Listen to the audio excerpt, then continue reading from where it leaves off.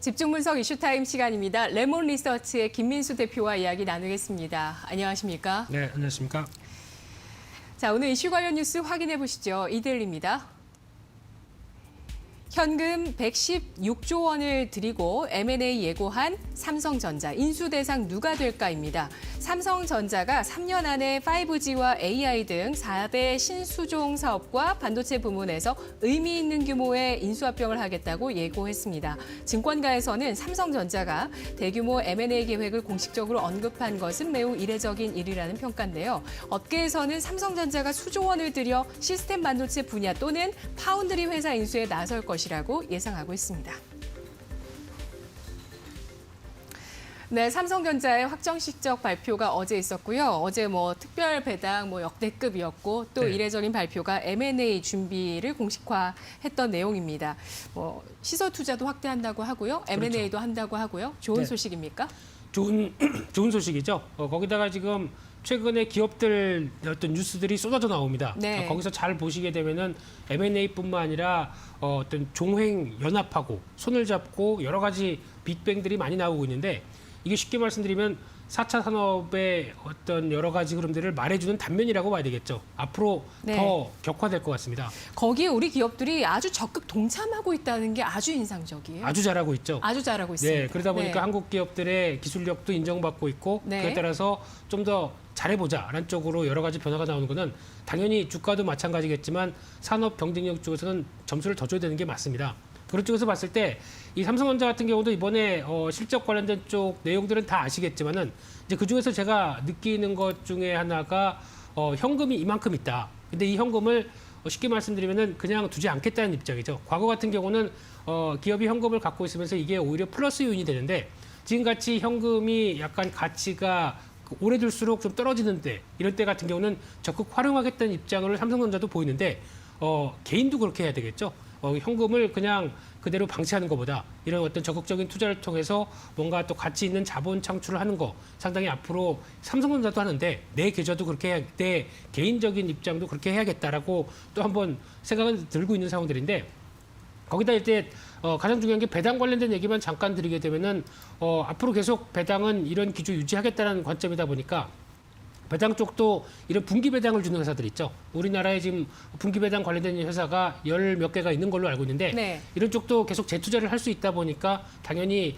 분기 배당 쪽으로 선호하시면서 전략을 짜가시는 게 좋을 것 같고요. 또 사서 다음 분기 배당을 받자. 한두 주라고 하더라도 계속 이런 복리 쪽으로 늘려가자라는 전략은 가장 좋다고 봐야 될 것 같은데 이제 여기서 이제 중요한 게 이 현금을 활용하겠다는 입장 쪽에서 투자와 M&A를 계속하겠다라는 쪽은 당연히 삼성전자가 가야 될 길이고 투자와 어떤 미래 먹거리를 확보한다는 쪽에서는 중요하고 보여지고 있는데 그 중에서 이제 아마 개인적으로는 이 비메모리 쪽을 계속 확충시켜야 될 수밖에 없는 운명이다라고 보여지고 있는데요. 네. 일단 지금 삼성전자와 인텔 그리고 또 TSMC 쪽의 반도체 부문의 실적을 한번 비교를 해보게 되면 일단 이 부분이 한 50%만 맞는 흐름입니다. 왜냐하면 지금 분야가 다르기 때문에 삼성전자는 일단 메모리 쪽에 강하고요. 나머지 인텔이나 TSMC도 분야가 어떤 시스템 칩이라든가 그리고 또 파운드리다 보니까 좀 각기 다른데 그래도 영업이익률을 비교해 보게 되면 월등히 지금 적은 매출액 가지고도 충분한 거의 40%에 가까운 영업이익률을 올리는 게 지금 TSMC입니다. 근데 지금 그를 바라보는 삼성전자가 불편하죠. 저렇게 파운드리 쪽으로 지금 시장에서 부각받는데 이렇게 강한 모습들이 나온다라고 하게 되면 아마 이쪽을 더 준비하지 않을까라는 관점 쪽에서 아마 앞으로의 M&A도 이쪽 방향에 대한 그리고 또 어느 정도 좀 이름 있는 비메모리 쪽의 진입을 인수를 시도하지 않을까 이렇게 바라보고 있습니다. 네, 삼성전자의 의미 있는 인수 합병, 비메모리 반도체 분야가 될 것이라고 예상해 주셨습니다. 그리고 이제 로봇 사업 쪽으로 고삐를 쥐고 있는 그런 기업들도 눈에 띄고 있는데 LG전자, 현대차 등 대기업들 로봇 사업에도 눈독을 들이네요. 네, 일단 로봇 사업하게 되면 저희가 보통 영화에서 보는 것처럼 터미네이터처럼 인간이처럼 이렇게 활동하는 이런 로봇가 아니라 쉽게 말씀드리면 그냥 산업용입니다. 이쪽이 먼저 산업용 로봇이 크기 위해서 물론 시장도 개인용이나 그리고 또 특화된 서비스를 하는 의료용 로봇이죠. 이런 것처럼 가장 더 중요한 거는 이런 부분보다 산업용이 가장 큰데 이 산업용 로봇은 쉽게 말씀드리면 산업 자동화죠. 결국에는 스마트 팩토리입니다. 이쪽으로 연결돼서 산업이 커질 걸로 보여지고 여러 가지 준비를 하는 회사들이 상당히 많은데 그중에서 이제 삼성전자 같은 경우도 아마 지난 M&A 하게 되면 하만 인수가 다였죠. 그다음에 큰 건은 아직 보여지고 있지 않다 보니까 이쪽에서도 한번 변화가 나오지 않을까로 기대를 하고 있는데 중요한 거는 산업용입니다. 그런 쪽으로 봐야 될 것 같고요. 그다음에 현대차 같은 경우도 지금 영업점에 달이라고 합니다. 그래서 비대면 로봇을 해서 이제 서비스를 보강하는 쪽인데 솔직히 이런 쪽 어떤 보여주는 흐름들보다는 좀 더 로보틱스라고 하는 큰 그림을 그려가고 있는 상황이라고 봐야 될 것 같고요. 그런 쪽에서 지금 보스턴 다이나믹스의 인수 이후에 또 다른 행보를 계속 또 주목해야 될 것 같고요. LG전자도 지금까지 어떤 지금 삼연용 로봇 제조업체 로보스타 인수를 해서 로보스타도 쉽게 말씀드리면 국내에서 이송용 관련된 쪽에서 강자죠. 그런 쪽의 변화를 좀 끌어낼 걸로 보여지고 있는데 그러다 보니까 지금 이번에 MC 사업부 즉 휴대폰 사업부를 정리하면서 다음 먹거리가 뭐냐라고 찾는 과정 쪽에서 여러 가지 변화를 나올 걸로 보여지고 있는데 아마 LG 쪽은 약간 개인용에 특화된 로봇 쪽을 서비스 로봇 쪽이죠. 이쪽이 아닐까로 좀 추정을 하고 있는데 최근에 보여준 게 비대면 방역 로봇입니다. 이런 쪽이다 보니까 LG 클로이 살균 로봇 그러다 보니까 저희 실생활에 좀 필요한 부분들을 로봇과 결합해서 나오는 부분들이 나오지 않을까라고 생각되고 있고요.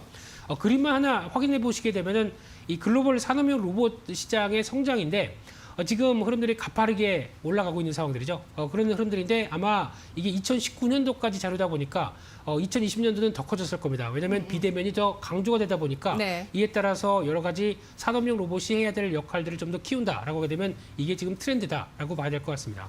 네, SK를 보겠습니다. 최근에 중국 지리차와 또 수천억 규모의 펀드를 조성했다고 해서 이것도 굉장히 이례적이었어요. 네. 어떻게 SK의 투자 실력을 또 알아보고 중국 지리차와 손을 잡은 건데 SK는 네. 진짜 많은 기업들 투자를 했습니다. 최근에는 전력 반도체 업체 지분 인수를 했죠. 네, 일단 SK의 행보는 잘 보셔야 될 것 같습니다. SK가 가장 잘하는 것 중에 하나가 M&A. 그리고 또 지금 SK텔레콤의 전신도 그냥 인수한 거죠. 그래서 M&A를 통해서 하나 또 회사를 레벨업 시키고 또 SK하이닉스도 지분을 인수를 하면서 레벨업 시키고 이런 여러 가지 과정을 봤을 때는 쉽게 말씀드리면 SK가 그동안 정유를 통해서 벌어들인 돈을 가지고 그를 이제 충분히 현금 활용을 확보하면서 미래 먹거리를 한 단계 쌓아나가는 대표적인 회사입니다. 그러다 보니까 이런 투자형 지주사라고 봐야 되겠죠. 이런 쪽에 대한 변화 계속 지켜보시되 지금 또 최근에 얘기가 나오는 게 전력 반도체 업체를 인수했다라는 관점 쪽에서 얘기가 나오고 있는데 그럼 전력 반도체가 뭔지를 봐야 되겠죠. 그런 쪽으로 보게 되면은 일단 지금 전류 방향에 대해서 이제 조절하거나 전력 변환에 대해서 제어를 하는 어떻게 보면 어떤 가전 쪽이나 IT 기기 쪽에서는 필수적인 반도체입니다. 근데 지금 이쪽이 오히려 전기차나 수소차 같은 조금 더 확장된 전류를 좀 더 다양하고 좀 효율적으로 어떤 통제할 수 있는 이런 쪽이 나오다 보니까 더 각광을 받을 수밖에 없겠죠. 그래서 이쪽은 아직까지 독일의 인피니온이라는 회사가 전력 반도체 쪽에는 1위입니다. 시장 점유율 25%로 1위고 그 다양한 반도체를 하는 중에서 차량용 반도체도 최근에 부각을 받고 있죠.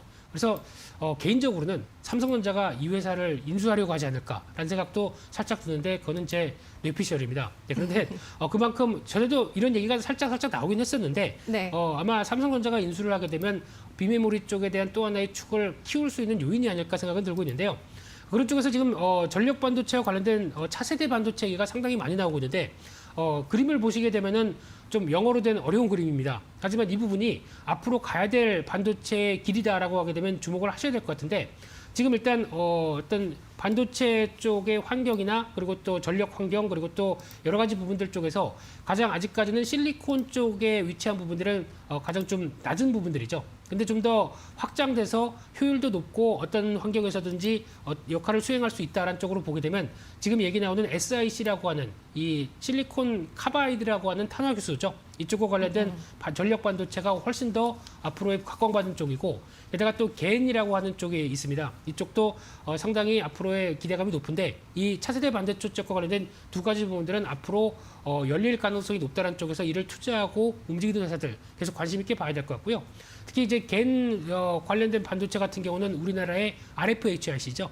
이와 네. 함께 메탈라이프 이런 회사들이 같이 이어지고 있고 변화가 나오면서 또 A-프로 같은 경우도 연관이 있다고 얘기를 하는데 이쪽도 앞으로 이제 여러 가지 변화들 신경을 좀 더 쓰면서 변화가 나올 걸로 보여지고 있는데 그런 쪽에서 이제 SiC 전력 반도체 같은 경우는 이번에 SK가 ES 파워테크라는 회사를 인수를 하면서 아직까지 그렇게 뭐 크게 역할은 못하고는 있지만은 특허라든가 그리고 지금 생산 체계까지 갖췄다라고 하게 되면 성장성이 상당히 높죠. 그래서 SK가 먼저 이를 선점했다는 관점 쪽에서 상당히 눈여겨봐야 될 것 같고요.